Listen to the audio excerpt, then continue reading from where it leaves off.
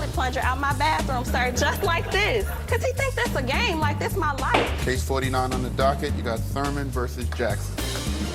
Let's see what we have here. We have the plaintiff, Ms. Thurman, and you are suing the defendant, Mr. Jackson, in the amount of $4,000 for back rent, unpaid utilities, and property damage. Why don't you start out by telling me what your complaint is? Sir, I'm suing Terrell today for $4,000. He was living in my home a little over 3 months. Within those 3 months, that was the worst time of my life. He left me with basically unpaid rent, the utility damages. I ended up going over the lease with him, and I did make him aware that rent was $1,800, and we were to split the rent in half, $900 apiece. Also in my lease, it said no pets. I let it be known, no pets. So around September 17th, I'm like, okay, hey, so, what are you gonna do about rent? He stops responding to me on Facebook. I start going down, knocking on the door. I don't get an answer. At this point, this is where I become scared for my life, because I basically have an intruder in my home. You're not paying any bills. You're just living here for free, and that was not the original arrangement. It's almost October. I'm basically letting someone live for free. So I go and I take the doorknob off the door. So I'm trying to get in there to see what's going on. What's behind this door that you leave locked when you're not even here, Yeah. So I open up the door, I take the doorknob off, and I was trying to push the door open, and I couldn't open it. It was something blocking it behind the door. So I pushed, a little bit of the top, and it opens up, and a funky smell just comes through the door. So I'm like, well, what the hell happened in here? What's going on? And I peek in the door, and it was literally feces everywhere on the floor. And all of a sudden, I hear rustling outside of my window, like leaves rustling, and I look out, and I see him carrying all his stuff out, out the back, like he finna just dip. This person living in my house, not paying rent, not paying none of his utility bills. So the first thing I think I have to grab something to defend myself. I grab my toilet plunger out my bathroom, sir, just like this, coming downstairs just like this. Because he think that's a game, like this my life. I'm living here by myself, I have you here, and I turn the door around and I see this. And it looks like to me Cujo was downstairs. Like somebody bit off the damn door. Like, what is this? Her lawsuit, right, which I find very compelling, that she or any person in that situation is entitled to believe that rent will be paid, that half of the utilities will be paid, that damages which she certainly didn't cause. And as a consequence, I find for the plaintiff in the amount of $3,827.30. Case number 124 on the docket, Smith versus Padilla. Okay. And good morning to all of you. Good morning, good morning. The plaintiff, Mr. Smith, you are suing your former roommate, Mr. Padilla, for $1,601. You didn't want to just go $1,600. Right. He definitely owed me more than that, but we'll get Okay, $1,601 for unpaid rent, late fees, and bills. Yes. This man is a con And I'm artist. going to give you a chance to respond.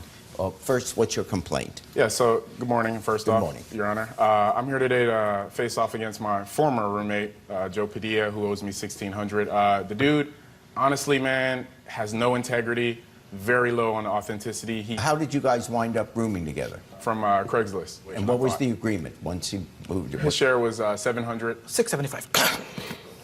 Hope you get over that cold. Right. As far as being a roommate, we didn't have a good relationship that I always pushed for. Like, communication is very awkward. And then, it's just stuff like the trash can, the dishes being over full. For me, it's important that your cleanliness has to be at the forefront. I can't be in an environment where it's unsanitary. He would leave like grandpa drawers in the bathroom towards the beginning. Let me tell you, as a grandpa, there's nothing wrong with grandpa drawers. Okay, briefs, just weird briefs. My father's briefs. Okay, type, I'm not wearing Speedos. Yeah, but anyway, he would leave his underwear. He would leave his underwear, we're sharing a space, and my girlfriend comes over a lot. I don't need you to have your underwear in my bathroom like that. That's not grounds for a lawsuit, okay? Right. Yeah. And then, I work, I grind. I live in LA County, I grind. I'm an entrepreneur, I'm a fighter. I have so many things that I have going on. Look You're at him. a fighter? He's very mature. Yeah, I'm a mixed martial artist. And the fact that I've been so nice to him is the crazy part. He's always been egotistical, and he's always been very, in a way, sassy, I'll say, like what he's doing now. Okay. All that stuff. How many months do you say he owes rent for? 3 months. I find for the plaintiff $1,601.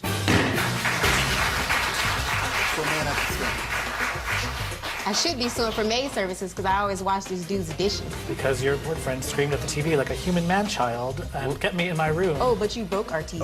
And we were... This is case number 246 on the docket. Scott versus Scott. We have Mr. Scott. You are suing your ex-roommate, Andrea Scott, for $5,000 for back rent, utilities, and other miscellaneous items. I ended up having to endure a roommate from hell. I was previously living out of my car. I then ended up moving into the location, and several days later, she ended up being... into what? Was this a house? It was an apartment, and I have the ad for the apartment here. Okay, so you had been living in a car, and then you... Temporarily, yes. Temporarily, I understand. I moved in, was hoping that there wasn't going to be any problems, and that's exactly what I ended up with. So the reason we're here today is because I was in fear for my life. Mr. Scott is unstable. What made the place untenable for you to leave before the end of the lease? I noticed that my internet connection was running slow, my internet was going out, so I checked where it was hooked in. I noticed that someone had taken it and split it, so it wasn't just going to my cable thingy, whatever you call it, router. It was going from the wall to my router and another cable to his devices. You did that? I put a splitter on there, yes, but I was trying to hook up my television as well to get antennacy. Okay, but you didn't have her permission to do that? No. So I undid it, put it back to where it was supposed to be, and at that point, I guess that maybe made him mad. And when I noticed that my internet had gone out again one time and I was rebooting it or whatever, and the names of the different Wi-Fis come up, he had put, for his Wi-Fi name, you bitch. Oh, and that name wasn't already being used? No. Here's how I'm seeing this, and there's also a lesson here. Your Honor, I was afraid. I understand. I'm not saying you didn't ever... I had a legitimate reason. Anyone who is afraid, for whatever the reason is, if they're afraid, obviously you're going to get out. What I would say in hindsight, looking back, why anyone would sign a lease, take on a roommate that they haven't even met, and make a 6-month okay, let me finish. A 6-month commitment, because I would say in most cases, if you just sign on and have a roommate, you don't know what that person's habits are. You don't know what their personality is like. You don't know if they like to drink, if they like to party, if they like to smoke, if they've got a temper, what sets them off. Do they stay up late at night making a lot of noise? You have no idea. And you sign on for 6 months with the responsibility, and you accept the roommate that you have no idea what the roommate's going to be like. Right. And you didn't even know that it was a guy. So I find then, for the plaintiff, just for the 1 month's rent, $550.